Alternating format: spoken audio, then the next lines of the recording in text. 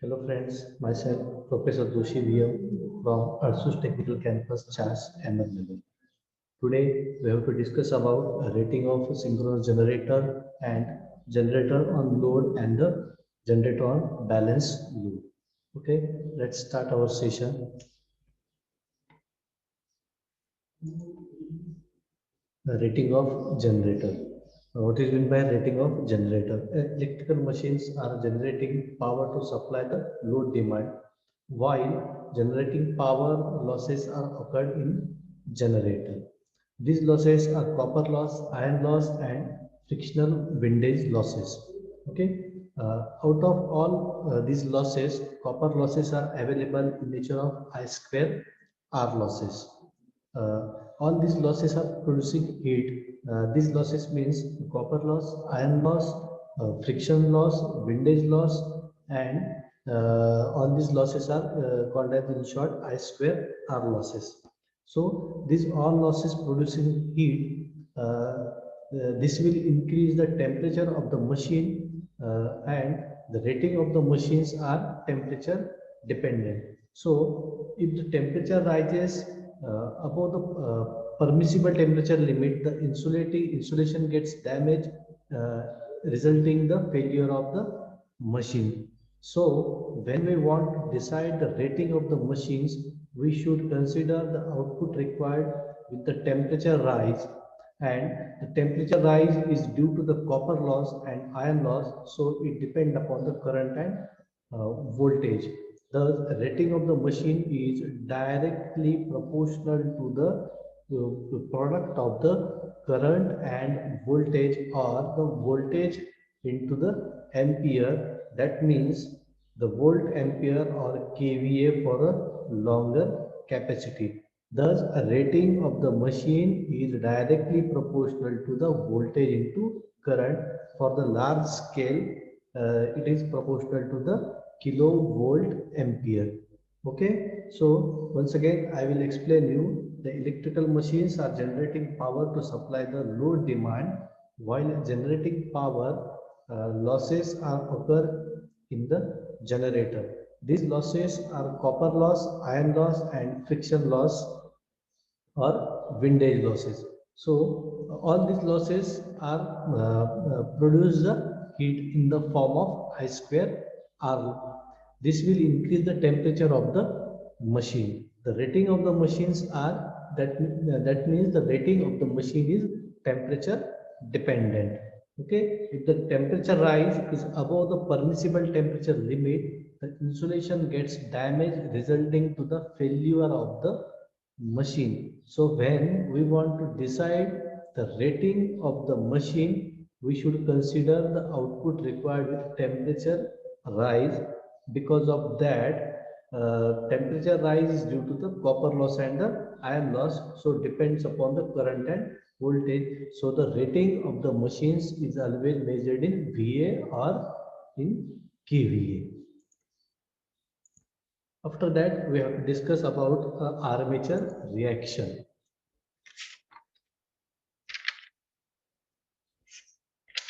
Armature reaction. Okay, then you all know that there are the two parts of DC machine. First is a stator, and the second is the rotor. Then the rotor winding is mounted on the rotor winding, that is the field winding, is mounted on the rotor of the electrical machine or the synchronous machine, and the stator of the winding is mounted on stator of the winding is mounted on bearing and the shaft assembly. So for the armature reaction, each rotating electrical machine work on the Faraday's law of electromagnetic induction.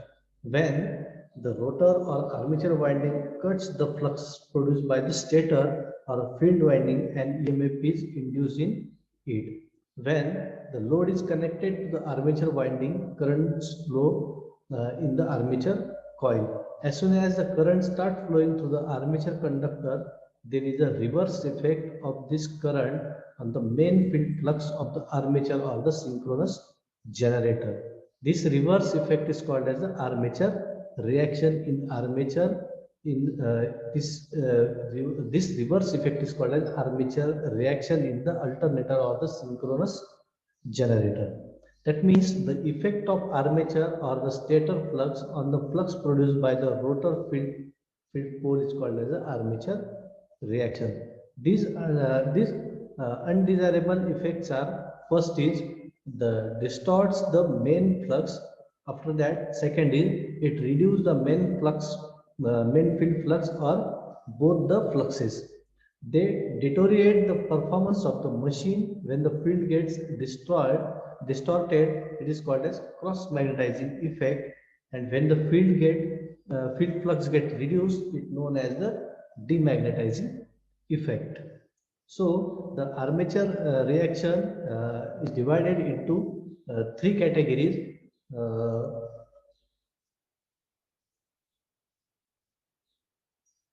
So here I show you the cross magnetizing effect and demagnetizing effect. The cross magnetizing effect means when they deteriorate the performance of the machine, when the field get distorted, it is called as cross magnetizing field, and when the flux get reduced, it is known as the demagnetizing effect. These are the two types of magnetizing effects. These undesirable effects means are the first is distort the main flux, or second is reduce the main field flux or the both the fluxes.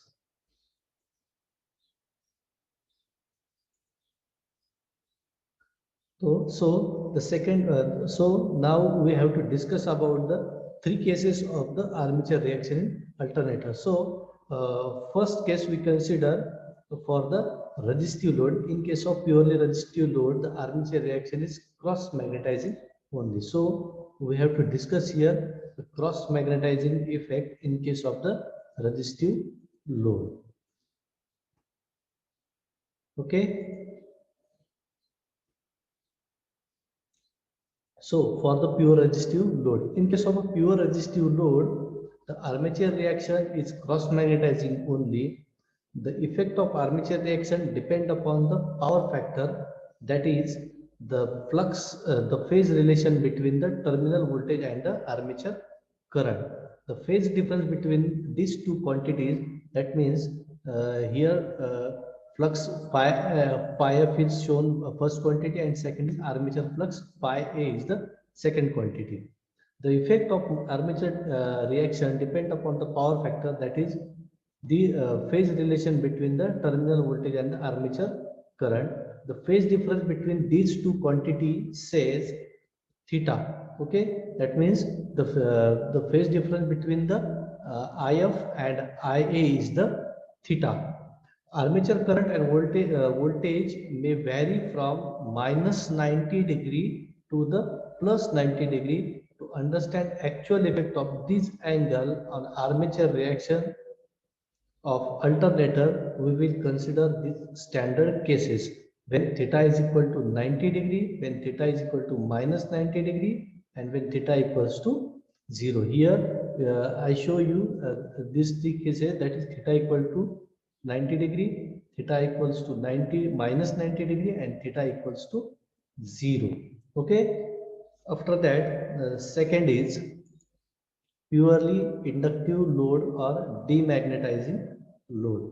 Let's consider the generator supplying a lagging load.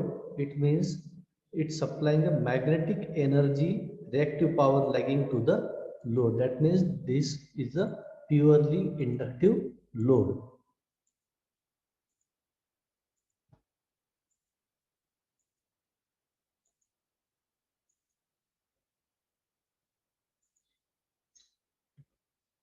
Okay, lagging power factor or purely inductive load. Let's consider a generator supplying a lagging load. It means that it is supplying a magnetic energy reactive power to the load. As this power is given from excitation of synchronous machine, the net reactive power get reduced in the generator hence the armature reaction is demagnetizing in case of the inductive load. In this case, the EPH is exactly 90 degree with the main flux phi m, and the armature flux is exactly anti-phase with the main flux. So the phase difference between the armature flux and the main flux in case of the lagging power factor or the purely inductive load is 180 degree. That means they are the exactly anti-phases with each other. The load current lag the voltage by 90 degree and main flux decreases DC excitation. Okay, this is the lagging power factor. Now we have to discuss about the capacitive load or the load power factor. This case is called as a magnetizing effect.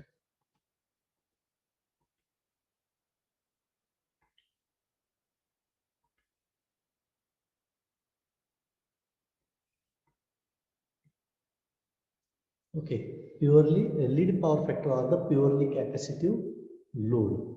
So let's consider a generator supplying a leading load, that is a capacity load. It means that it is a talking magnetic energy, that is reactive power from the load. So the net reactive power get increased in the generator, and hence the armature reaction is cross magnetizing.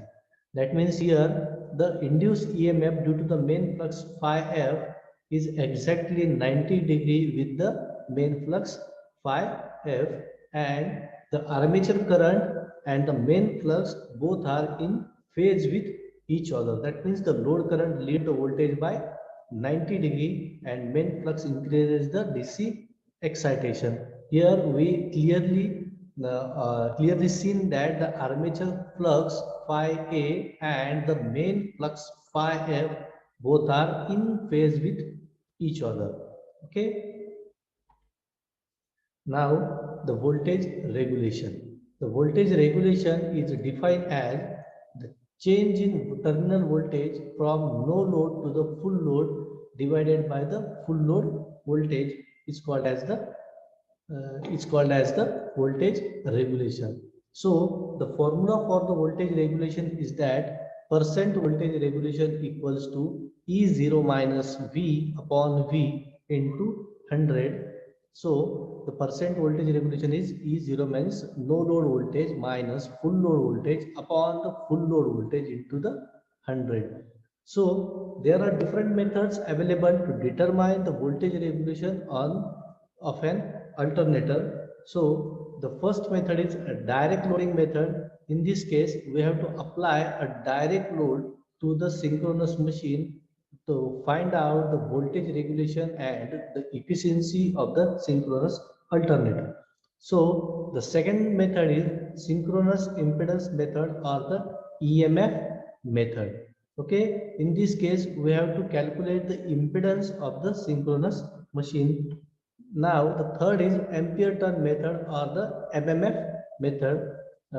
Okay, now and the last is the zero power factor method or the Pottier triangle method.